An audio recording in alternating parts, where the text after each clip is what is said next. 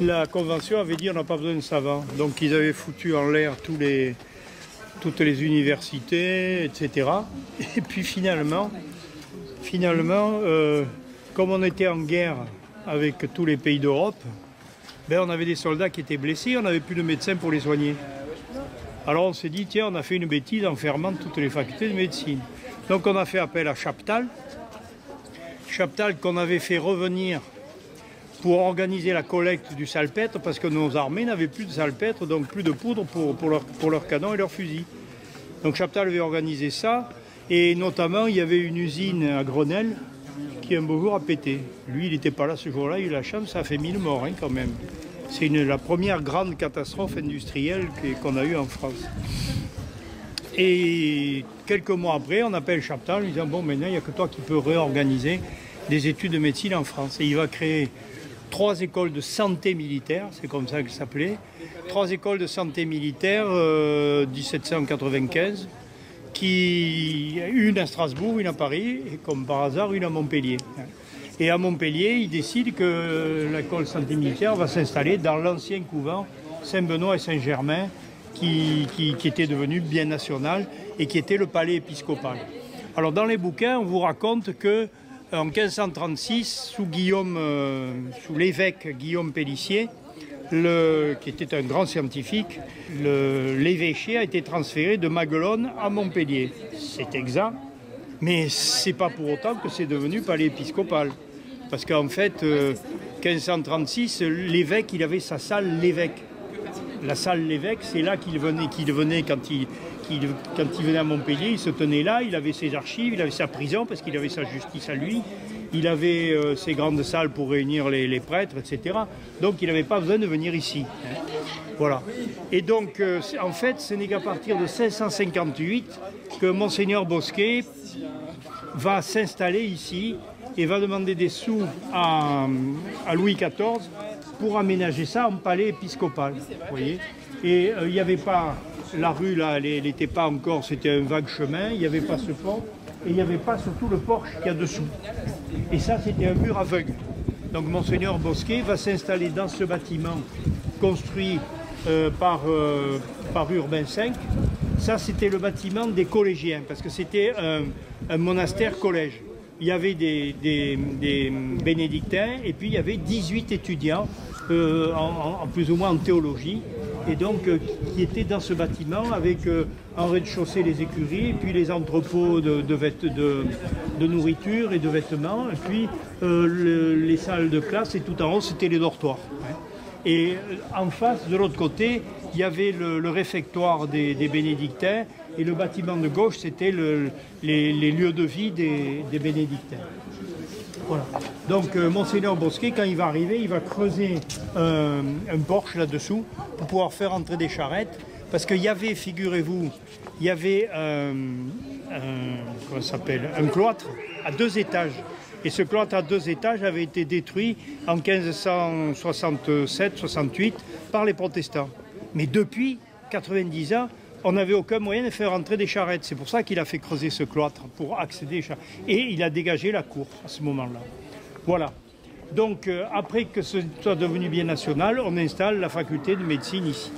Alors, chose assez amusante, dans un de ses discours de réception, M. Frédéric Buisson, grand doyen et grand médecin, orthopédiste, M. Frédéric Buisson décide de faire un discours où il dit « Oui, Montpellier honore des fils adoptifs comme cet Édouard Adam. » Je vous ai parlé de la statue d'Édouard Adam, alors qu'on n'honore même pas les grands médecins de Montpellier, etc. Du coup, il fait fondre ces 2 statues, celle de Barthès et celle de la Péronie, qui seront installées là, je crois, en 1864 à peu près. Vous voyez, après celle d'Édouard Adam. Voilà, c'est une façon d'essayer de compenser la chose. Alors vous allez me dire pourquoi ces statues sont encore là. Ben, il semblerait que pendant la guerre, M. Gaston Giraud, qui était le doyen, quand il a su que la commission de récupération des métaux non ferreux arrivait, les a fait planquer à la cave et les a ressortis après la guerre. C'est pour ça qu'elles sont encore. qu'elles sont encore. Parce que quand la commission est arrivée dans le département de l'Hérault, elle a dit au préfet de l'Hérault, voilà, on vous laisse 3 statues, toutes les autres, on les embarque pour l'Allemagne. Et le préfet de l'époque a dit, on garde la statue de Louis XIV au Pérou, la statue de Paul Riquet sur les allées Paul Riquet à Béziers, et la statue de Titan supportant le monde dans le Jardin des Poètes à Béziers, qui est une statue d'Inge-Albert, qui est très très belle et qui effectivement existe encore. Donc voilà pour l'histoire de ces statues. Ensuite, quand la faculté s'est installée, par là vous avez la chambre de l'évêque qui est devenue le bureau du doyen. Ensuite, la salle des actes. Ah, je vais vous montrer la salle des actes.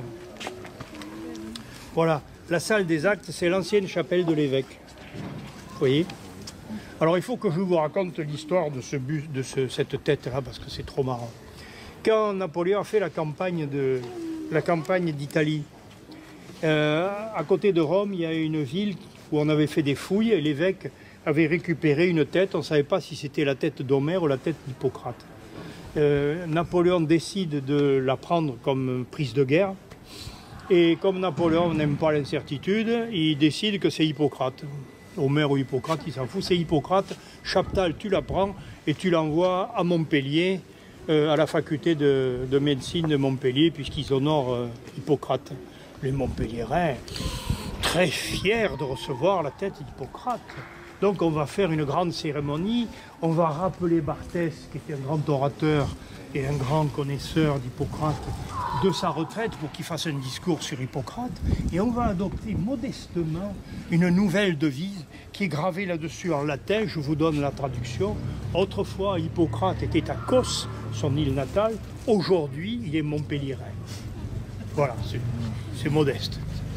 Moi, ça me fait rire. Bon, ça ne vous a pas fait rire, moi, ça me fait rire. Bon, voilà. Donc, voilà l'histoire de la tête d'Hippocrate qui se trouve maintenant dans la salle des actes avec les portraits de tous les médecins et deux reliefs ici qui rappellent la chapelle de l'évêque. Il y a Saint-Bartholomé et puis l'autre, je ne me rappelle plus comment il s'appelle. Voilà.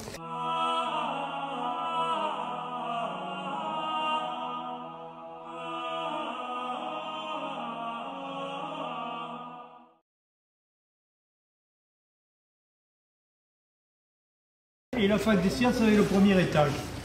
Alors il se trouve que, donc, après la place Saint-Ravé, de 1816 à 1837, solution provisoire qui va durer 21 ans, la fac des sciences sera au premier étage.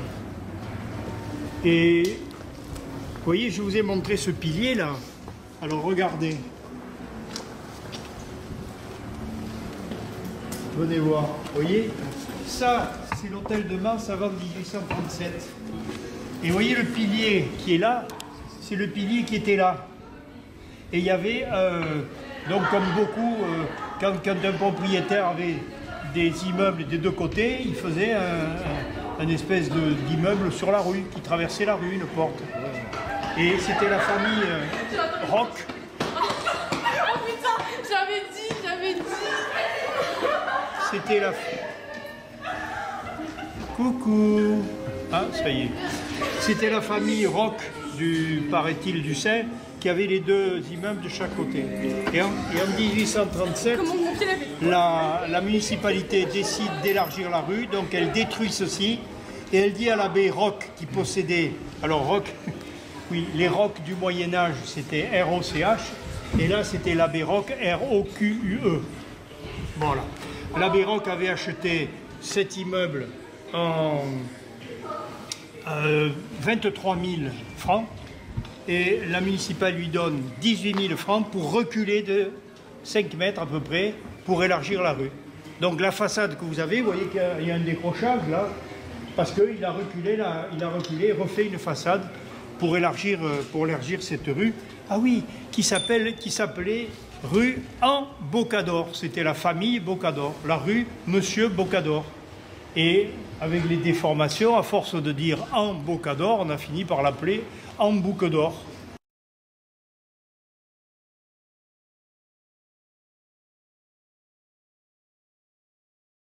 La faculté des sciences, elle a commencé place Saint-Ravi, elle a continué ensuite à, comment ça s'appelle, à l'hôtel de Mans, qu'on a vu. Et en 1837, elle est arrivée ici jusqu'en 1890, date à laquelle elle est descendue dans le rectorat actuel. Alors ici, les profs ont eu vraiment des bureaux, ont eu vraiment des salles de travaux pratiques. Il y avait un amphithéâtre qui doit exister encore. Et donc, vraiment, ils étaient très bien. C'est la municipalité qui a acheté ce bâtiment pour y loger la faculté des sciences. Alors, il y a eu des professeurs célèbres ici. Il y a eu Gerhardt, qui est l'homme qui a créé pour la première fois, qui a synthétisé pour la première fois l'aspirine, sans en entrevoir ses propriétés thérapeutiques, mais c'était déjà un progrès. D'ailleurs, Gerhardt, c'est un type qui a découvert et isolé pas moins de 150 à 160 nouveaux produits chimiques. Hein. C'est quand même assez extraordinaire. Hein. C'était un très grand chimiste, un grand promoteur de la théorie atomique. Hein. C'est lui qui a entrevu la différence entre un atome et une molécule, ce qui n'était pas évident à son époque. Alors il est arrivé ici en 1841, il est reparti en 1851, mais les 2 dernières années, comme il n'avait pas de moyens pour travailler ici, il a travaillé chez un copain chimiste à Paris. Hein. Ce qui fait que l'État, le gouvernement a fini par lui dire, bon, choisissez où vous démissionnez, ou vous êtes à votre poste à Montpellier, mais vous ne pouvez pas être constamment à Paris. Voilà. Il a eu comme élève Chancel.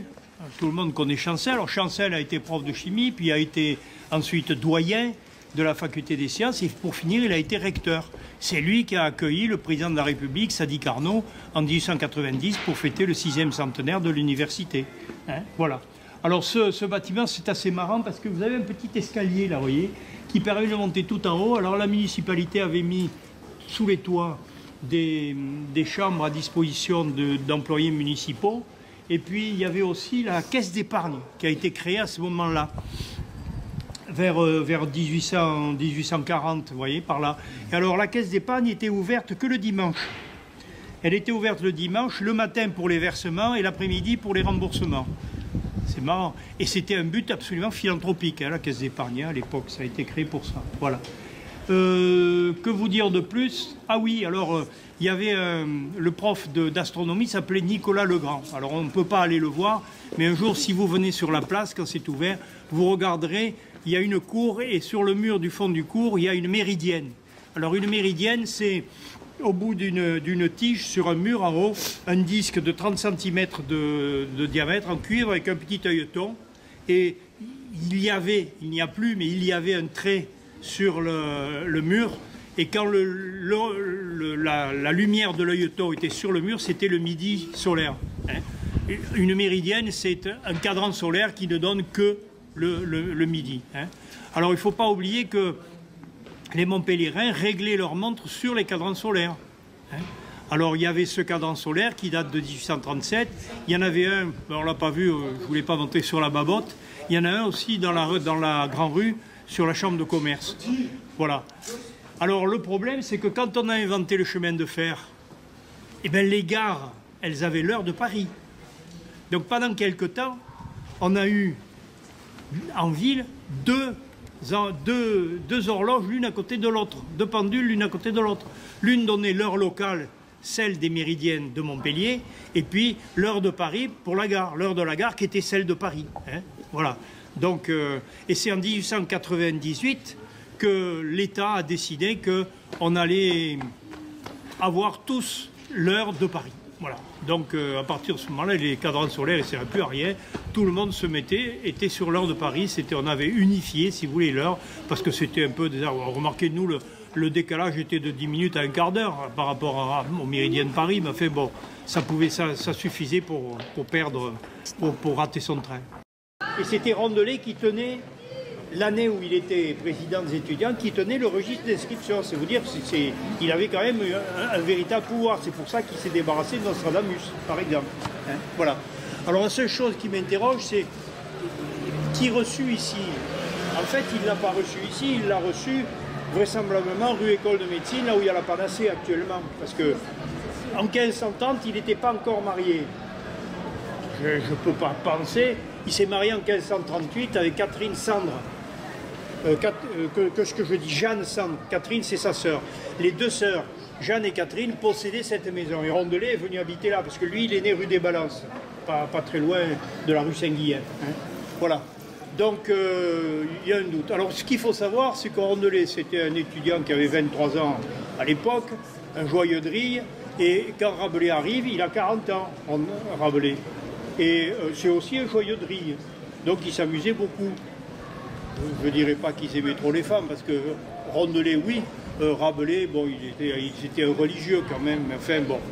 Et donc, voilà la photo, le tableau de Rabelais qu'on trouve à la fac de médecine. Alors, je vous raconte, il jouait souvent des scénettes pour différentes, notamment la fête des rois. Hein, on tire les rois encore aujourd'hui, hein, la fête des rois. Alors, il se trouve que la rue de la Loge, toutes les façades qui sont en face ont été reculées 5 mètres au 19e siècle, mais elle était très étroite, cette rue. Et il y avait une place, donc, en haut de la Grande Rue et de la rue Jacques-Cœur. Et là, ils mettaient des estrades, ils jouaient des scénettes, notamment la fameuse scénette de la femme mute. Alors, je vous la raconte parce qu'elle est marrante quand même. C'est un homme qui a une femme qui est muette, la femme mute. Donc il va voir le médecin et il lui dit « Ma femme est muette, est-ce que vous pouvez la faire parler ?» Et le médecin lui dit « Oui, je peux la faire parler. » Et il lui coupe un petit bout de peau sous la langue et la femme se met à parler. Donc opération réussie, tout le monde est content. Et puis, quelque temps après, l'homme revient et il dit au médecin « Écoutez, elle parle, elle me fout une tête comme ça, j'en ai ras-le-bol. Est-ce que vous pouvez la faire redevenir muette ?» Et là, le médecin lui dit « Non, je ne peux pas, c'est pas possible. Par contre, je peux vous rendre sourd si vous voulez. » Alors, du coup, il va le rendre sourd. On va voir ce que ça va donner. Et puis, il le rend sourd, ce qui fait que quand le médecin lui demande de payer ses honoraires, il lui dit « Je suis sourd, j'entends rien, je ne peux pas vous payer. » Voilà. Et puis, finalement, l'homme et sa femme, ils se mettent d'accord pour taper sur le médecin et ça finit comme ça. Et vous avez une représentation de cette scène du malade et de sa femme qui tape sur le médecin dans le monument à Rabelais qui se trouve au Jardin des Plantes. Voilà. Donc, on a eu Rabelais. Alors, Rabelais, il est arrivé en 1530 en septembre.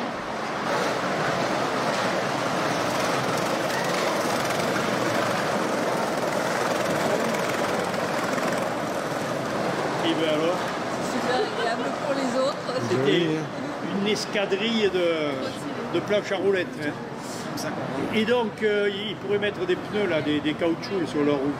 Et donc, il arrive en septembre 1530. En novembre, il a déjà le baccalauréat. Et en janvier d'après, il a la licence.